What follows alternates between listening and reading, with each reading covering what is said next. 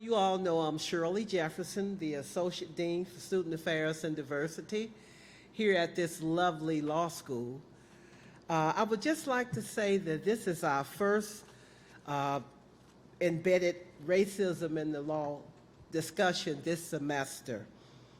And we first started having these discussions after George Floyd was murdered. It was because you students, you all said you wanted to know more than just the black letter law, that you all wanted to know where the law was, where there was implicit biases, unconscious biases. You wanted to know where there were laws that continued to oppress people, and you wanted to know also where you find these laws so you can overturn them and knock them right out of the park. So we started having these. We discussed embedded racism and property law, torts. We had police immunities. We had diversity, equity, and inclusion, and how do you do that in the classroom? We had embedded racism in criminal law, the sentencing. A lot of our laws are neutral on its face, but when in application, it continues to discriminate against people of color and underrepresented members of this society. So this is our first panel today. I thank you all for coming here today. And we have a great speaker here today, Ms. Jacqueline Patterson. She's going to talk to you all for a while, and then you can ask her some of the questions you might have in your mind. I would just like to say we're going to follow the order of the program. We're going to have Casey Stewart, who is the president of BALSA, going to come up and bring remarks. Casey, I just saw you. Okay. Then we're going to have our dean and president, Beth McCormick. She's going to introduce our guest speaker. Then we're going to have Bobin Parks. That's Bobin over there. She's going to present a lovely gift to our speaker. So won't you sit back, relax, and try to take in all of this good knowledge. And I'd like to thank you all for coming.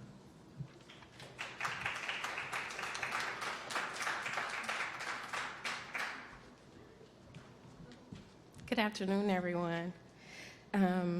Today we're hosting an essential conversation about race, economics, climate change, and the COVID-19 pandemic. Our featured guest today, whom I'm very excited to learn from, is Jacqueline Patterson.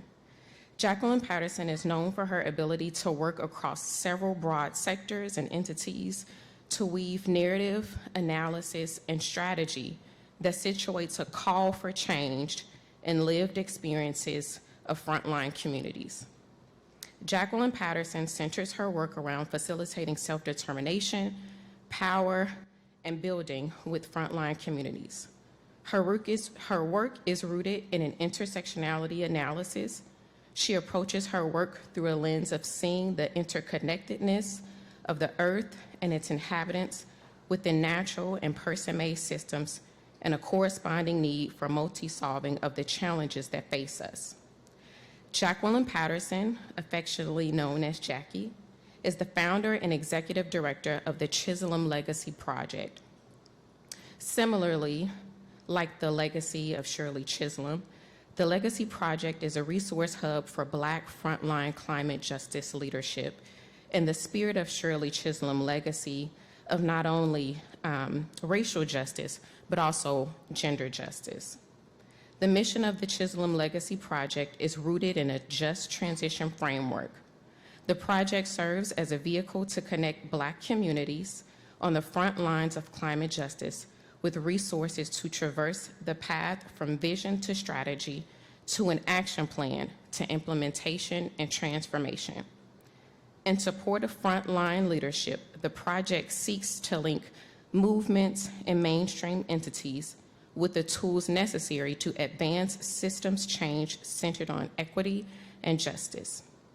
With Black women on the front lines of increasing systems change, this project ensures that its leaders have the support that they need to transform society from interactivism to a living economy that cares for sacred relationships between people, Mother Earth, through regenerative, cooperative, and democratic systems. Thank you so much.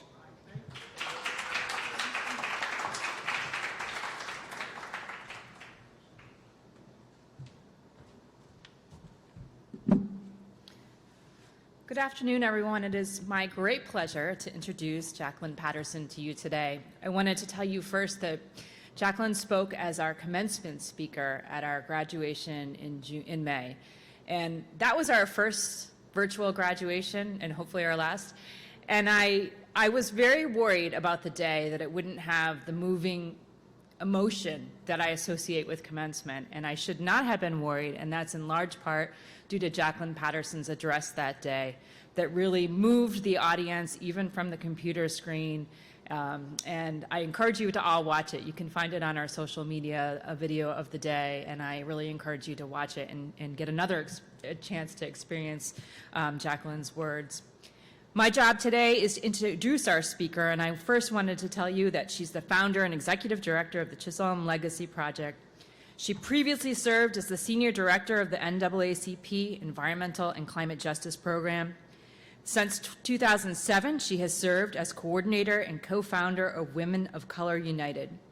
Jackie Patterson has worked as a researcher, program manager, coordinator, advocate, and activist, working on women's rights, violence against women, HIV and AIDS issues, racial justice, economic justice, emergency response, and environmental and climate justice.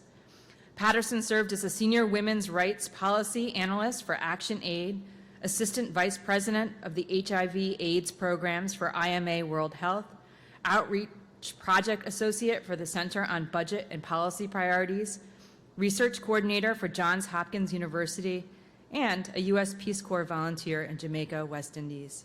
Her publications and articles are many, but they include Equity and Resilience Building for Climate Adaptation, an Indicators document, Jobs versus Health, an Unnecessary Dilemma, Climate Change is a Civil Rights Issue, Gulf Oil Drilling Disaster, Gendered Layers of Impact, and there are many, many more. She holds a master's degree in social work from the University of Maryland and a master's degree in public health from the Johns Hopkins University. She currently serves on the advisory board for Center for Earth Ethics, as well as on the boards of directors for the Institute of the Black World, the Bill Anderson Fund, People's Solar Energy Fund, the American Society of Adaptation Professionals, and the National Black Workers Center. And of course, she holds an honorary degree from Vermont Law School. So it is my great pleasure to introduce Jackie Patterson, who will speak to you today about what does this moment require for us, a reckoning on economics, race, climate change, and the COVID-19 pandemic.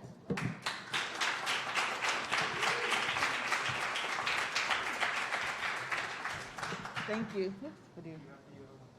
Yeah, but I'll just because I'm going to use my laptop, so I'll just stay here. Oh, did you need a side table? I didn't realize you need a laptop. Oh, I'm no, sorry. that's okay. Oh, very good. Thank you. All right. Thank you. It's a pleasure to be here with you all. And yeah, very much looking forward to more than anything, just having a conversation with you. But I'll just start with a couple of remarks just to get us started. So on this topic of what this moment requires of us, when a lot of times in the environmental and climate justice realm, we talk about this notion of a syndemic, which is the various pandemics and epidemics that face us today. And so as was referenced, we're talking about climate change, the climate crisis, the COVID-19 pandemic, the economic crisis, and the racial reckoning. And so last year on March the 9th, when I was actually on a little mini vacation, and I was watching the news and reading about the COVID-19 at that point, just disease at that point, and they were talking about Wuhan, and there was this outbreak that was happening at the Kirkland nursing home in Washington State, and at that point, people saw that it was going to get big, but it hadn't really moved beyond Kirkland at that point in terms of the United States as far as people knew. And I sat there and I thought, yeah, this is going to get big. And I spent 19 hours and just straight and wrote this document called the 10 Equity Implications of the COVID-19 Pandemic. And it became, you know, it was, it all unfolded and beyond. And it wasn't this prophetic kind of thing. I didn't get like some kind of stone tablets from on high or anything, but it was just really what you know from seeing the patterns of disparity, the patterns of systemic inequities in our society, and the well-worn tread of the patterns of how these inequities play out in our society. And so I really could have been anyone who's on the front lines of these challenges could have written the same thing, because it's the same thing that we all see being on the front lines. When we talk about those systemic underpinnings, particularly as doing racial justice work, it starts from the very founding of this place that we now call the United States, that really was founded on, in spite of the kind of the romanticized and often sanitized notions of explorers or adventurers coming looking for spices and new land. Really what actually happened, that might have been the impetus, but what actually happened was that right away these explorers saw that the relationship between their well-being was an inverse relationship for the people who are originally here. And so their modus operandi to get what they wanted was murder, was displacement, and was theft of the land and of the people. And so, and whether including enslaving the original inhabitants, driving the folks off the land who weren't enslaved, killing the folks off the land who gave resistance, and then getting in ships and driving and riding over to sub-Saharan Africa and doing the same thing, stealing people, putting them in the bottom of ships as cargo, to taking people away from what would have been their inherited wealth, taking people away from their homes, their families, their cultures, and bringing them to be the enslaved labor that built the infrastructure of this country and worked the land of this country. And so that's really the beginnings, and it's not kind of this disconnected history, because we still see how that carries on to today. As people were going through the Middle Passage in those ships, as people died in that passage because they were in places that weren't meant for human habitation, they were just tossed over the side of the ship as if they were just, you know, a piece of tissue to be thrown away. And this is where we start this pattern of what's essential work in terms of the working of the land and the building of the infrastructure, but disposable workers. And we continue to see that to today. Essential land and essential communities, but disposable community members, and what we see today in terms of sacrifice zones. So all of this are the patterns that we see even in COVID-19. It's this notion of, again, essential work, but yet are we providing people with the protection, with the policies and so forth? And this is where we see such a high rate of death in essential workers, because the people are seen as disposable and interchangeable. As we saw with the working of the land, we had people who were on the land, working the land and considered to doing essential work, but women had to just have their babies while they're out there picking cotton, and so those lives weren't considered to be essential lives. They were disposable lives. And when we see this call for Black Lives Matter, it is because of what we saw with George Floyd, someone being brought down in the street as if they're subhuman, because again of this notion of disposable people, and that people who are only kind of commoditized in the extractive economy. So this moment really calls for us to really have a reckoning to the reality of how this has been all systemically institutionalized with our labor policies, our finance policies, how the unholy marriage between money and politics in terms of companies, whether it's big pharma, big ag, big oil, all holding so much sway around the policies that we have. We have a situation where after the BP oil drilling disaster, Corexit, which was the dispersant that they used to clean up the oil,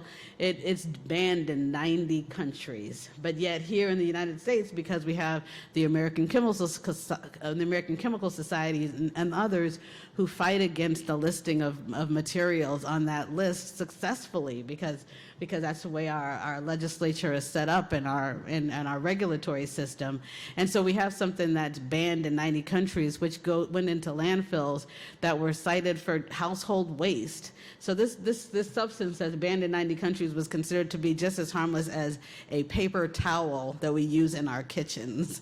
And so again, this kind of unholy marriage of money and politics really comes into stark relief when you have those types of situations that are fatal for the communities that are home to these landfills, which is disproportionately BIPOC communities, Black, Indigenous, people of color communities, and low-income communities.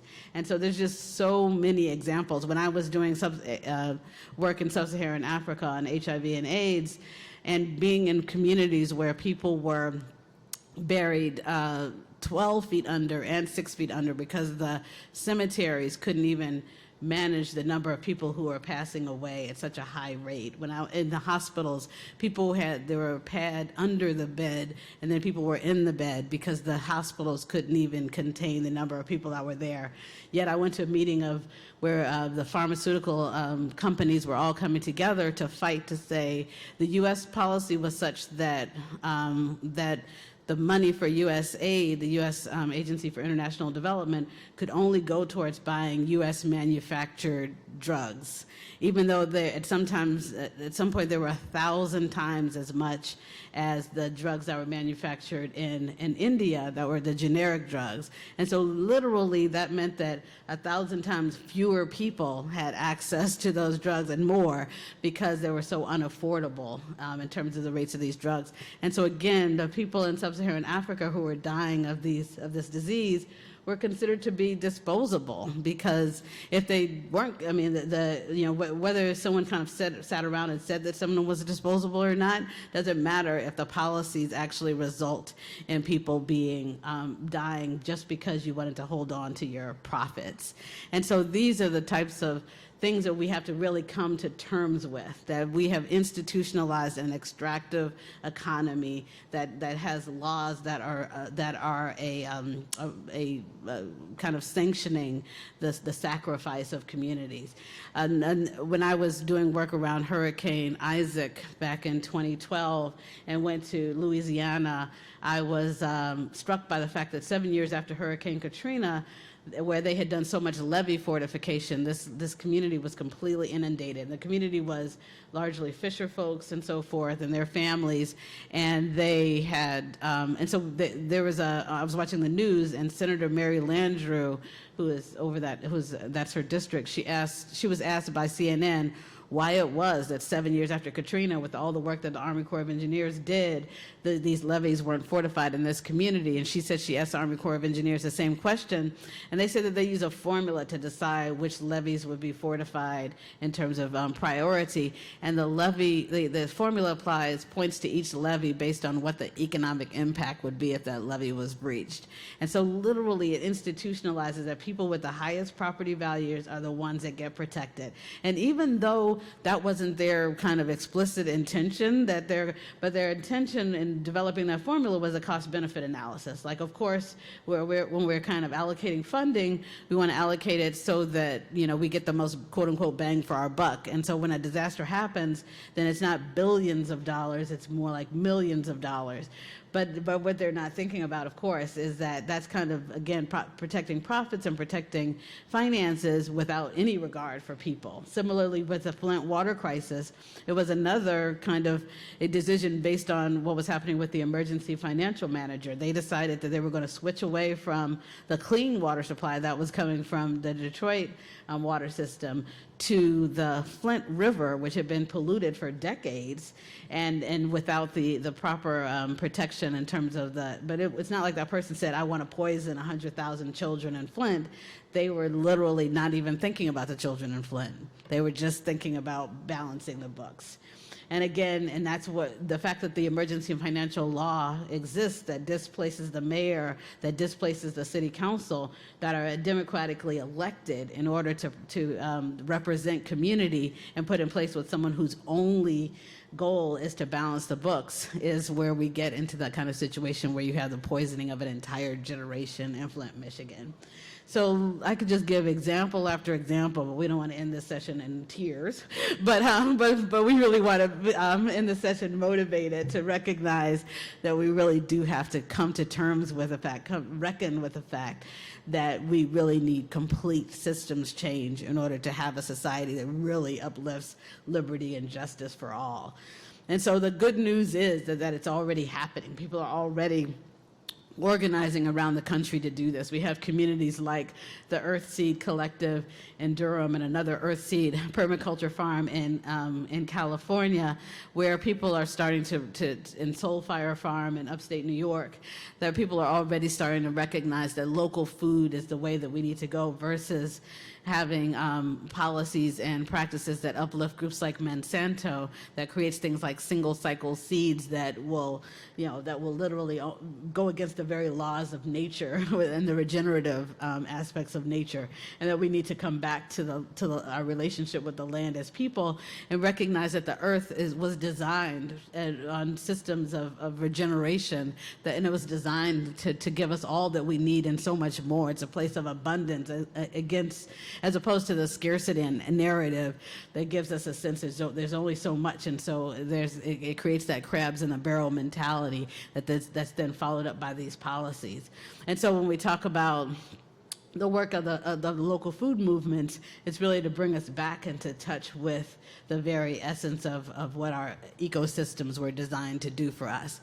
There's efforts like We the People of Detroit and others where they're recognizing that our water systems, the world, as Dr. Martin Luther King says, why are we paying water bills in a world that's 2/3 water?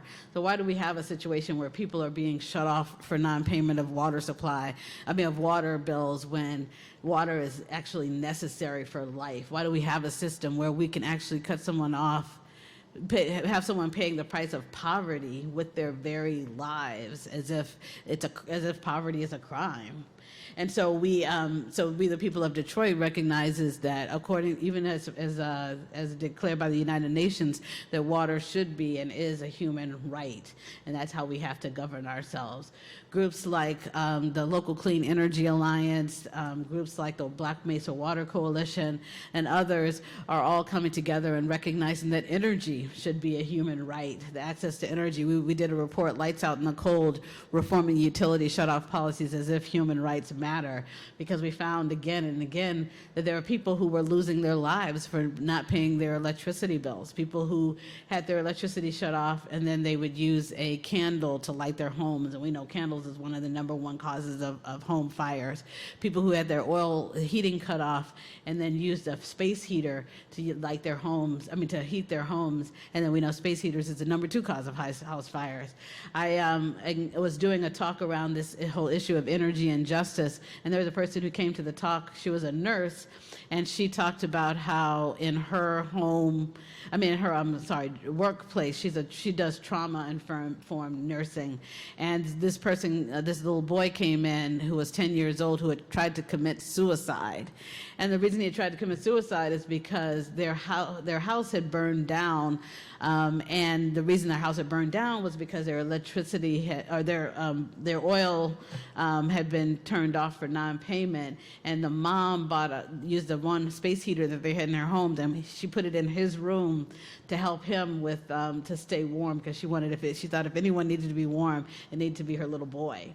And so he blamed himself when the house caught fire and burned down, because he's like, my mom operated the space heater just for me, and that means that we don't have a home anymore. And he tried to commit suicide as a result. Like in a land of plenty, and again, against this scarcity mentality, we have so much, in this country and in this world. Again, because of the regenerative nature of society, of our earth, then there should be no circumstances like that, driven to desperation, and a child who takes on that responsibility in his heart and in his mind and in his spirit. So we have awesome efforts that are happening around the country where people are buying microgrids, who are now recognizing the regenerative nature of the sun rising every day and us being able to draw energy from it. Recognizing that if we have homes and buildings that are built on biomimicry, where there's ambient heating, where we have shades that react to the time of day and bring in light when needed and bring in heat when needed, and I was impressed by your composting toilets as well. So recognizing that this is the way, this needs to be the norm, not just something that just happens at a few places. So we're seeing this happening more and more, whether it's the campus here or communities across the country. We have efforts like the Regenesis Project, which is in Spartansburg, South Carolina, where they're not only they're making sure that every family is a homeowner, as opposed to, they had issues with homelessness, they had issues with people being housing insecure, and recognizing that we needed to move towards home ownership so that everyone can never have fear that they don't have a roof over their head. So there's all of these efforts happening, and no matter where we are, there are things that we can do to either support the existing efforts, start new efforts, or otherwise. Starting really briefly and easily, one thing that any of us can do is spark a conversation, whether it's at dinner time with that uncle or that aunt or whomever, or whether it's just sending out a tweet or saying something in a community meeting or in a office meeting. It really sparks thought around the system that we're in, and sparks a question about the system that's not working for really any of us, and recognizing this whole kind of no one is free if one is oppressed, that people, they might not think that they're feeling it, but in ways that we see with COVID-19 and the universality of the impacts of COVID-19, people start to understand that yes, there's people who are disproportionately impacted, but growing and growing, we're all being impacted. Similarly, with now we have nations that are being wiped out, or people that are becoming uninhabitable, like Barbuda and other places in the global south by climate change, but we're all being impacted, whether it was the Texas freeze and all of that happened there, or the various disasters that do not discriminate. So even if we were not kind of all for one for all, seeing in a altruistic way, recognizing that there's also self-interest in us all coming together and recognizing that our destinies are directly interrelated, and getting to a system that uplifts liberty and justice for all is something that we should all be buying into. And so sparking those conversations where people are starting to think differently and recognizing that it's there are possibilities in a new economy and a new way of being, and transitioning from an extractive economy to a living economy. Because part of the issue too is that the scarcity mentality, it really it hinders vision, and people don't think it's possible. They think, okay, well, the capitalist economy, that's just what it is. That's just the way it is, and we just have to make it better. And not recognizing the capitalist economy is doing exactly what it was designed to do. Like, that's literally at the core of the design of the capitalist economy, that there's winners and losers. Like, that's literally how it goes. And so it's not something we can just tweak and make better, because improving the capitalist economy is just making it more capitalistic, so it's not going to, there's no kind of improving of something that has in its design, the inequities are part of the design. So really starting those conversations and getting people to really think about that, and also recognizing that it's possible to do things very differently.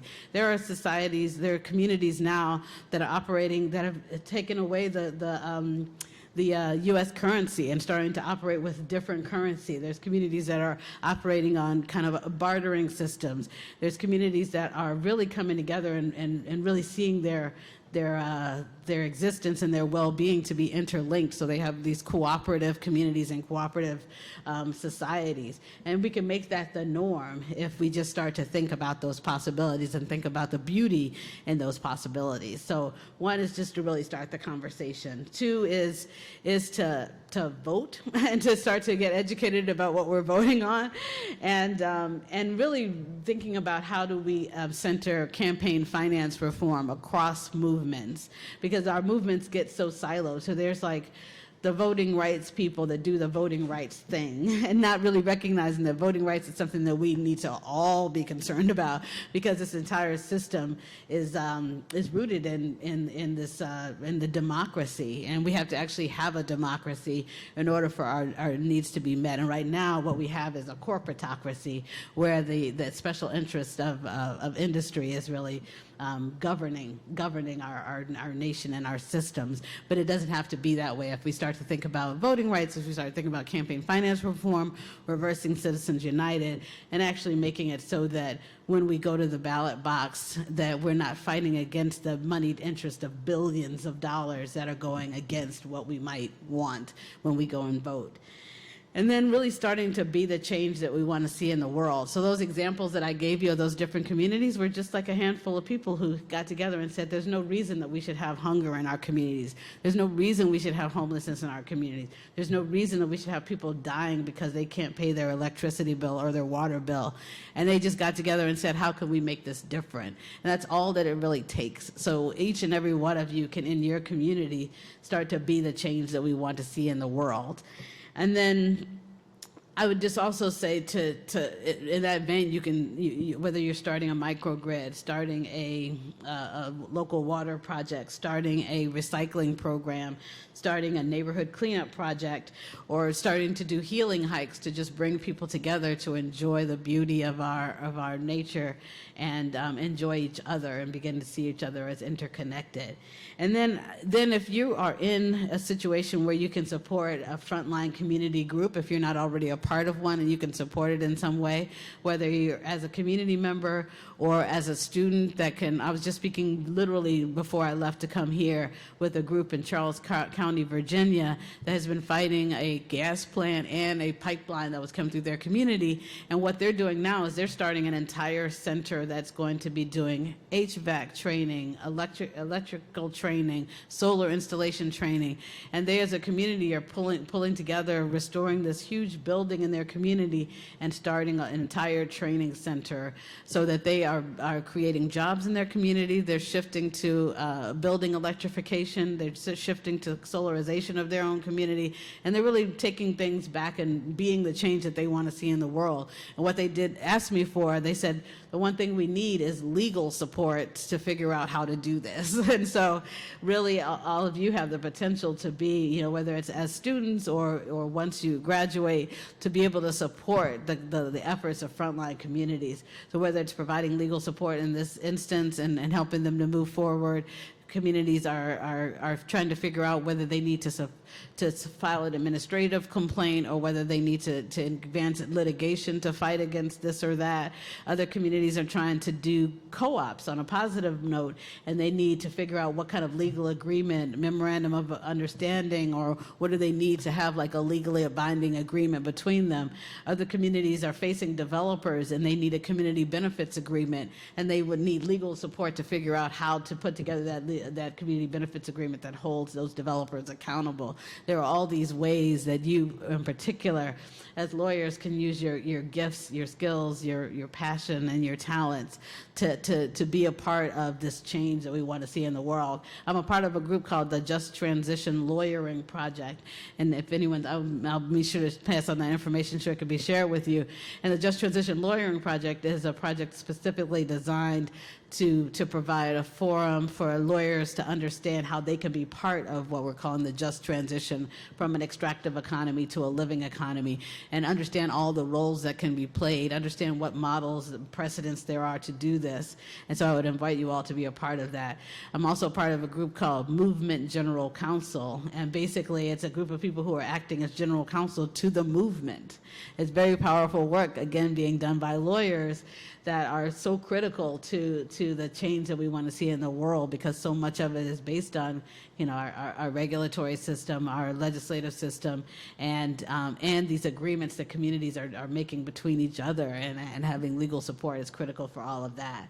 So I am going to pause there. I have no idea how long I've been talking, but I do want to get into a conversation with you instead of talking at you. But I will just end by saying that when we talk about how this change that we want to see in the world to a living economy, that it really does take Naomi Klein wrote this book around disaster capitalism, and she says in it, to change everything, we need everyone. And so really excited that you've all kind of come together to hear this conversation and engage in this conversation about how do each and every one of us do what is required of us, which is to step forward, to see that the system needs to be to change, and to actually see ourselves in that change, knowing that each and every one of us has a role to play, an important role to play in that transition to an economy that uplifts, again, liberty and justice for all. So definitely looking forward to a conversation with you all at this point, if you're interested. So thank you. Oh, yes, thank you.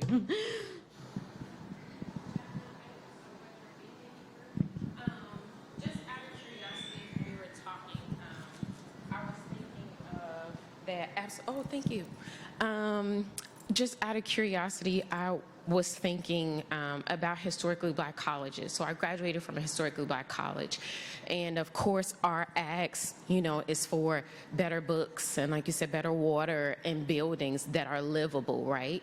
And so when we do get those things, how do we still continue to keep those spaces sacred? And I ask because the historically black college that I graduated from, the history is so rooted in that, slaves were actually sold on that campus. And so, yes, we want you to come in and, get our buildings up to par, but we really do want to still keep the sacred foundings of these institutions. And so I was just curious on how environmental work not only just helps it change, but to also keep the sacred things sacred on campuses. Yeah, thank you. I really appreciate that question. And actually, the community I was speaking to in Charles County, Virginia, before I came here, that the building they were talking about is also a historic building. So we were actually talking about, even in the context of talking about needing a lawyer and so forth, and also in the context of just the project in general, how do we make sure that, so there's those both ordinances that need to be adhered to around preservation, but then there's also just the heart of wanting to preserve. And so we were talking about the kind of how to thread that needle.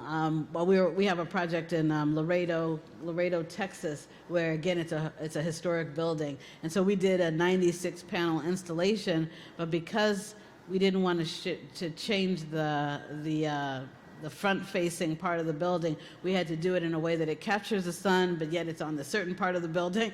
And so there's all of these ways that people are starting to do that. I'm also working with this group called Historic Claiborne Temple in Tennessee, Memphis, Tennessee, where it's a historically black building, but yet they want to do building electrification there.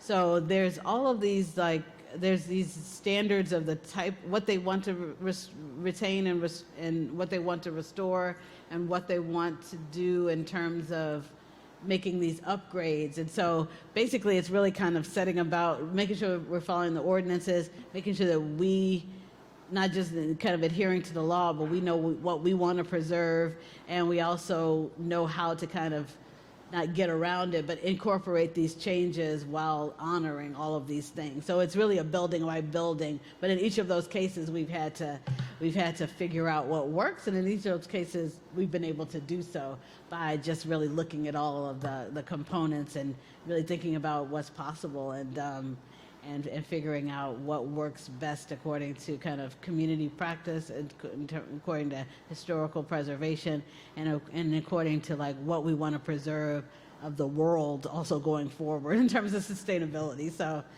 that's all to say. It's kind of customized case by case, but it's definitely a very real, live, and daily asked and answered question. Not with ease sometimes, but always with success is what I've found so far. Thank you for that question. Thank you.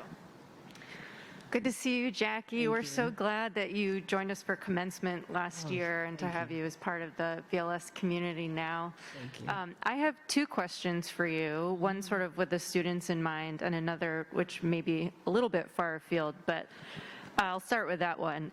Given your background in women's rights and human rights, I would love to hear your thoughts on the withdrawal from Afghanistan. And second, Similarly, given your background in public health and some of the other issues you've worked on, what is it that drew you to climate justice and environmental issues? Yeah, thank you. Two very somehow connected but also very different questions. So certainly with the Afghanistan withdrawal, the biggest concern there's keeping the Afghanistan withdrawal in the context of the U.S. role and what is happening in Afghanistan in the first place is kind of critical, because this just what led us to that moment is something that's kind of inextricably tied to where we are now and what our responsibility is now, given us being such a driver of the mess that's happening. And so I don't pretend to kind of know how what exactly needs to happen, or I do know that obviously what did happen, it was not in any way handled responsibly. I do know that this notion of, well, it's inevitable that we have to pull out, so why not just rip the Band-Aid off, without regard for who would be harmed in so doing. I do know that the images of those planes taking off with people falling off, that it really speaks to the disposable people, because nothing like that nothing even close to that would have happened in the United States. And so, so all of those things are there, and I absolutely, and not to mention the gender dynamics and what we're seeing now in terms of the retaliatory, the oppression, and all of that's going on. So I just think that we have to acknowledge and reckon with our responsibility in creating the conditions in the first place, and that it can't be that, oh, we should have never done this, therefore we're going to get out and let them take care of themselves, because now that we've done it, we have to take responsibility going forward as well. So that's kind of my overarching thing there. But and similarly, in terms of what has gotten me into environmental and climate justice, part of it has been kind of seeing how in this climate justice work that it's all about the intersectionality of all of these things, from U.S. imperialism to, around the world, to the white supremacy and its impacts here, and how all of these patterns of injustice are interconnected, and they all kind of come home to roost in the climate justice and equity. So it's, in some ways, like I've done work on HIV and AIDS, done work on economic justice, done work on all these different things, and in climate justice, they literally all come together. So I can work in a way that looks at these systemic underpinnings that affect all of these different things under this climate justice umbrella, so to speak, but recognizing that it's because I was doing work on gender justice and women of color and women in general being disproportionately impacted. It was because I was doing work on economic justice and the economic, the finance system and our economy is what's driving where we are in terms of climate justice in the first place. It's because it all just kind of comes together that it was a natural progression in some way. Yeah. What made me think of it was you referred to the cost-benefit analysis in Flint, and I teach air pollution, and we talk about that with respect to that. And in the withdrawal of Afghanistan, it really was also a cost-benefit analysis that led to that decision that has such human rights implications. Yep. So that definitely speaks to the intersectionality that you were referring to. Absolutely. Yeah. Thank you.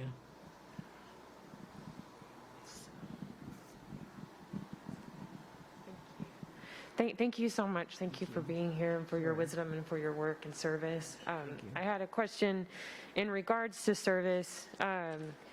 Talking about how we can, as using these gifts and the tools of the law to provide legal support for, frontline communities. Like, what have you observed, like best practices for attorneys entering those spaces? And is there any kind of wisdom that you could provide for us when we do that work. Yeah, thank you so much. I think first and foremost to really just put oneself in service, like really kind of say, here I am, here's what I have in terms of skills, what, you know, just in the name of this talk, like, what do you require of me? Like, you know, so like just really not coming in with like, this is what I want to do, or this is what I think needs to happen. Even lightweight. Like sometimes people like think that they're not necessarily coming that way, but like once people start to tell them what they like, then all the little parameters start to come into the fore. So people need to like really legitimately come in service, and just as a bundle of skills and talents to be, you know, to be formed like clay by the community is really what I would say as an introduction, you know, and then it kind of falls out from there. But yeah, does that make sense? Okay, thank you.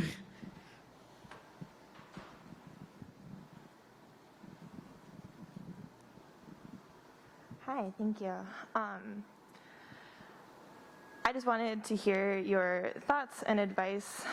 In my experiences in anti-capitalist and anti-imperialist spaces, both like the type of people who come to those spaces come from just so much direct and generational trauma, and then just the rage experience that both fuels and motivates the work is also just so draining, and just like the inner traumatization that I see in those spaces and just the general burnout is often just a pitfall of really, really powerful momentum. And in your experiences, what can we do to keep ourselves safe, keep our community safe, and keep us all going? Yeah, that is such a very, very important question.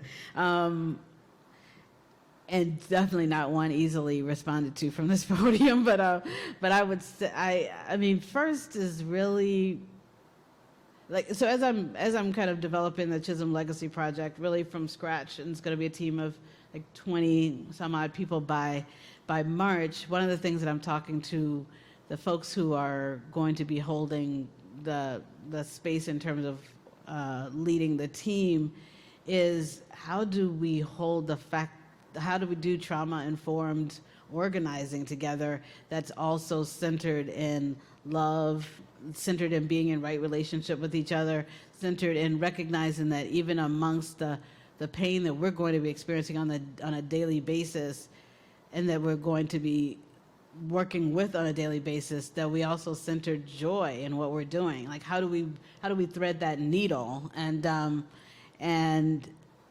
with that, we're actually going to have a group full-time working with us on that, because